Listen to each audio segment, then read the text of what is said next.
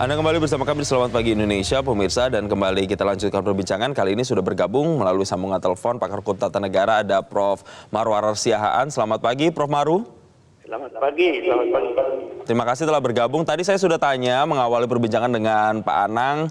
Pertanyaannya adalah apakah hak angket ini perlu? Kalau kata Pak Anang, iya ini perlu untuk kemudian ini adalah cara yang terhormat begitu untuk bisa mengungkap indikasi kecurangan pemilu dan ketidakpercayaan publik terhadap lembaga penyelenggara pemilu atau keberpihakan. Nah kalau menurut Prof. Maru sendiri, apakah memang perlu untuk kemudian dilakukan hak angket atau cukup nanti di Mahkamah Konstitusi? Ya, barangkali dua instrumen ini adalah satu hal yang berbeda. Hak angket itu adalah merupakan hak pengawasan dari DPR yang berada di dalam ranah politik. Sedangkan sengketa di Mahkamah Konstitusi adalah masalah hukum. Oleh karena itu, dua-duanya bisa sambil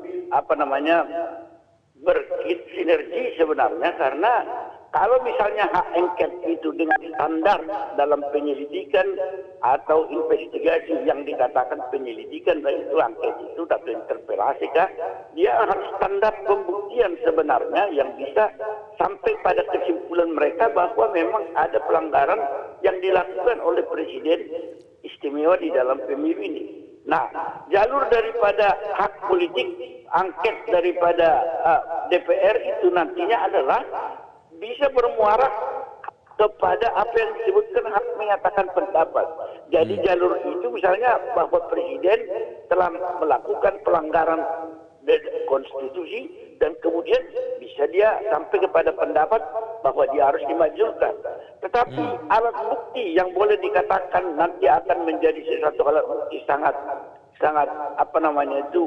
otentik dari hasil angket DPR itu, bolehlah dibawa kepada MK. Tetapi yang menentukan saat tidaknya pemilu itu adalah di Mahkamah Konstitusi melalui jalur hukum dan peradilan, karena harus ada permohonan dari peserta pemilu yang dirugikan bahwa hak suaranya telah direbut misalnya, sehingga boleh MK menyatakan apakah pasangan nomor 2 sekarang didiskualifikasi kalau itu terbukti, atau siapa yang apakah pemilu akan diadakan untuk ulangan atau diskualifikasi. Itu tergantung kepada apa temuan dari Mahkamah Konstitusi berdasarkan hak angket yang menghasilkan instrumen bukti tersebut. Saya kira pendapat saya begitu.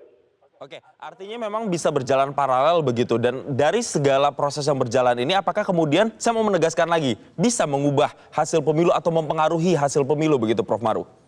Sangat bisa saya kira, tapi instrumen terakhir yang sah menurut konstitusi harus di MK. Tetapi kalau dia merupakan angket yang dipergunakan oleh DPR dalam pengawasan, instrumennya itu boleh sampai kepada pendapat bahwa Presiden telah melanggar konstitusi dan dia mengajukan usul untuk diberhentikan Presiden itu, tetapi tetap juga pengujian secara hukum itu di MK. Itu yang disebutkan proses impeachment itu. Baik, tapi kalau secara teknis, Prof. Maru, artinya kita harus menunggu dulu hasil dari hak angket ini keluar, baru kemudian digulirkan ke Mahkamah Konstitusi atau seperti apa? Saya kira secara paralel bisa bersamaan, karena tenggang waktu daripada Mahkamah Konstitusi itu dia punya batasan waktu, di mana kalau KPU sudah mengumumkan hasil, maka permohonan itu hanya bisa diajukan 3 hari setelah pengumuman KPU tentang pemilu itu, perolehan suara masing-masing calon. Oke, baik, artinya bisa bersamaan begitu ya. Baik, Prof. Maru, nanti saya akan tanya lebih detail lagi terkait dengan teknis, tapi kita juga akan sama-sama melihat bagaimana kemudian respon dari menteri yang baru saja dilantik oleh Presiden Joko Widodo kemarin adalah Menteri ATR Agus Harimurti Yudhoyono yang juga memberikan statement ya, ini dia. Berarti akan menentang ya jika ada hak angket pemilu soal kecurangan ini? Yang jelas kita tidak usah prejudis ya, ada kecurangan dan lain sebagainya. Saya tahu ini adalah bagian ekspresi dari berbagai kalangan pasca pemungutan suara. Itu wajar. Setiap tahun pemilu, dimanapun, di negara manapun selalu ada isu-isu demikian. Tetapi saya punya keyakinan, walaupun sekarang masih penghitungan sementara, tetapi yang jelas sudah bisa terbaca siapa yang menjadi pemenang pemilu. Baik, saya ke Pak Anang. Masuk nih Pak Anang, kita ke soal matematikanya. Kalau kita melihat tadi statement yang diberikan AHY, ini semacam menegaskan bahwa Demokrat sudah masuk ke koalisi pemerintahan Joko Widodo. Lalu kemudian akan muluskah hak angket ini atau justru malah terganjal? Oke, ya. Kalau secara matematis memang istilahnya pengusul hak angket ini kan memiliki kuantitas yang lebih besar. Yaitu antara 314 melawan 260 sekian ya, semacam itu. Angka ini bukanlah sebagai sebuah jaminan bahwa yang mengusulkan itu memiliki kuantitas yang lebih besar. Artinya ketika kita bicara pada soliditas dari setiap anggota dewan yang mengusulkan hak angket ini, maka ada sebuah kepentingan-kepentingan politis dan pragmatis dari setiap anggota parlemen itu sendiri. Nah, pertanyaannya adalah seberapa solidkah setiap partai politik, setiap elit partai politik yang ada di parlemen itu kemudian menjaga soliditas masing-masing tim. Katakanlah misalkan bagaimana anggota atau istilahnya fraksi dari PDI Perjuangan itu memastikan soliditas semua anggotanya. Kemudian P3, kemudian PKS, kemudian dari Nasdem.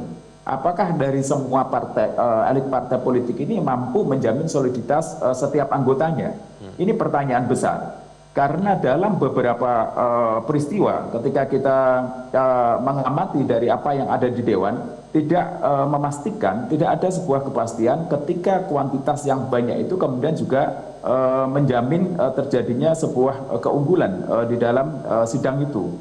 Karena kenapa? Saya katakan ini kan 314 kemudian 261. Tetapi di antara 314 itu apakah kemudian tidak ada yang memungkinkan untuk menyeberang? Karena bagaimanapun juga partai-partai yang sebelumnya ini kan ada di dalam koalisi, seperti katakanlah P3, kemudian PDIP itu kan beberapa menterinya kan masih ada di sana.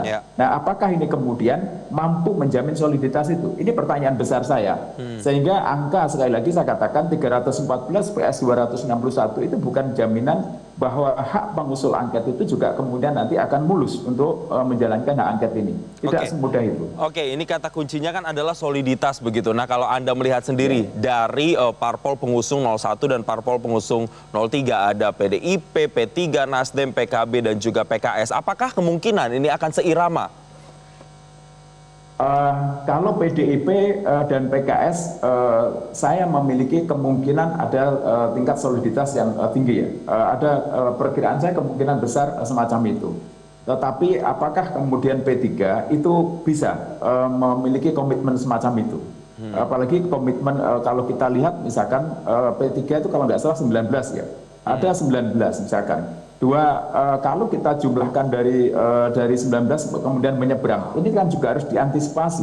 Kemudian dari Nasdem, apakah kemudian juga ada jaminan dari Nasdem itu semuanya? Karena dari partai politik yang masuk dalam istilahnya pengusul hak angket ini, kalau saya perhatikan itu kan PDIP memang memiliki proses kaderisasi yang lumayan cukup loyal. Demikian juga dengan PKS. Tetapi apakah kemudian ini juga dengan P3 dan PKB dan Nasdem? Nah, oleh karena itu pertanyaan kembali lagi saya akan tujukan karena ini ada data-data yang mereka lebih tahu apakah penggunaan PKB, Nasdem dan P3 akan bisa menjamin dari elit partai politiknya menjamin semua anggota yang di parlemennya itu komitmen dan istilahnya memiliki komitmen yang kuat dan yakin untuk maju bersama. Ini pertanyaan besar. Ada komitmen, kebersamaan, dan soliditas itu. Oke, Pak Anang, artinya Anda melihat secara garis besar dengan komposisi yang ada, kemudian dengan soliditas yang terbentuk di partai politik pengusung ini, apakah hak angket ini akan mulus atau tidak? Ya memang ada sebuah perjuangan. Kalau menurut saya, artinya kalau mulus kayaknya tidak, sepertinya tidak. Saya menduga tidak, karena butuh sebuah upaya-upaya yang ekstra. Dan ini levelnya bukan lagi sebuah pembicaraan yang berbicara pada sebuah bukti, tetapi adalah sebuah komitmen menjaga nilai demokrasi ini. Artinya ketika kita bicara pada substansi atau materi-materinya itu cukup untuk kemudian masuk kepada hak angket, Tetapi ini kan bukan berjalan pada sisi itu, tetapi ada sebuah pertanyaan yang levelnya ini adalah juga akan sulit, yaitu memastikan bahwa dalam proses persidangan yang ada di dalam Dewan itu juga tercipta sebuah iklim yang demokratis. Nah, salah satu yang mendukung iklim demokratis itu adalah semuanya menjaga nilai-nilai moral demokrasi dan juga memiliki upaya untuk respek terhadap kepentingan-kepentingan yang lain. Ketika misalkan tadi AHY mengatakan bahwa tidak perlu berprasangka, dalam politik tidak akan bisa seperti itu. Itu hanya omongan di bibir saja, semacam itu. Jadi seorang politis ya artinya prasangka itu boleh sah-sah saja, karena niatnya itu kan menjaga tatanan nilai demokrasi ini kan berjalan dengan sebaik-baiknya. Baik. Kalau kita tidak berprasangka dalam politik, ya jangan masuk dalam dunia politis. Baik. Tidak akan merasa Anda akan merasa safe dalam dunia politik seperti itu. Baik. Begitu, Mas. Oke, saya mau ke Prof. Maru sekarang. Kita bahas soal teknis nih, Prof. Maru. Kalau misalnya kemudian hak angket ini benar-benar terwujud begitu atau mulus jalannya di DPR. Nah, ini kan butuh waktu, kemudian mekanismenya akan seperti apa? Mengingat jabatan masa jabatan di parlemen aja sekarang ini kurang dari 1 tahun, Prof. Maru. Ya, saya kira memang benar ini bahwa memang time constraint atau hambatan waktu itu, dan juga barangkali soliditas atau kemampuan untuk menggalang sidang yang bisa memenuhi quorum aja dalam kondisi sekarang itu saya kira tidak mudah.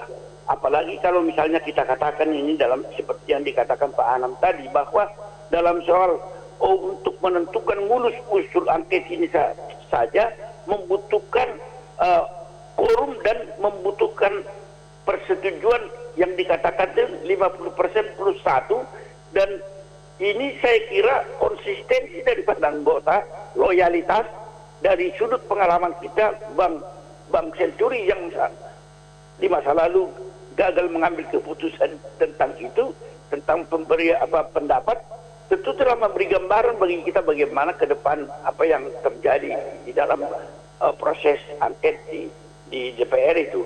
Oleh karena itu saya melihat tidak mulus, tetapi barangkali juga bisa terjadi karena memang mereka yang menginginkan angket untuk katakanlah menguji kecurangan daripada pemilu ini akan dipertahankan juga oleh paslon nomor 2 dengan koalisinya. Apalagi dengan masuknya Demokrat ini di kabinet, boleh kita simpulkan dia pastilah berada di kubu yang berhadapan dengan mereka yang ingin menguji keabsahan daripada pemilu ini. Saya kira begitu posisinya. Baik. Saya akan tanya, ini pertanyaan terakhir untuk masing-masing ke Prof. Maru dulu. Singkat saja, Prof. Maru, apa kemudian yang dibutuhkan untuk benar-benar bisa membuktikan bahwa memang ada indikasi kecurangan yang terstruktur, sistematis, dan juga masif seperti yang digaungkan oleh Ganjar Pranowo atau Cawapres 03 ini kemudian pada saat di hak angket benar-benar bisa dibuktikan?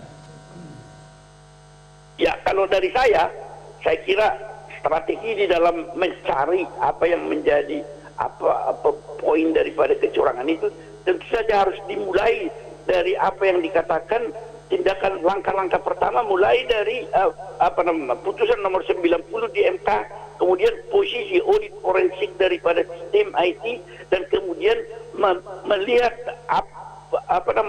pengeluaran atau pelaksanaan daripada bansos yang boleh dikatakan apakah memihak itu dengan indikator-indikatornya, dengan meminta data misalnya Menteri Keuangan dan Menteri Sosial. Itu merupakan hal-hal yang boleh terlihat dengan mencoba melihat juga di lapangan bagaimana distribusi dari bansos dan BLT itu dilakukan, dan itu akan bisa terukur nanti apakah struktur pemerintahan dipergunakan, apakah itu merupakan sistem yang dipakai.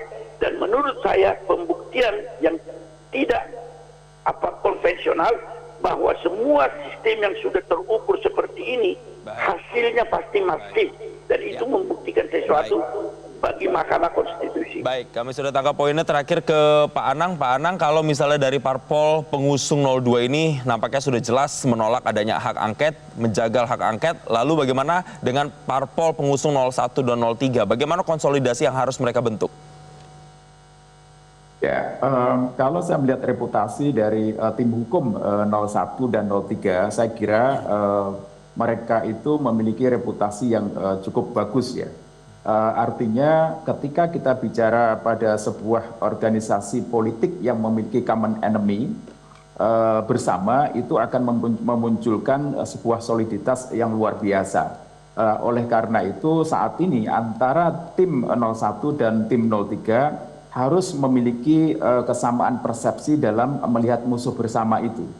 Ketika sudah secara kesepakatan atau memiliki persepsi yang sama dalam mendefinisikan musuh bersama itu, maka di antara mereka tentu akan berbicara pada sebuah strategi.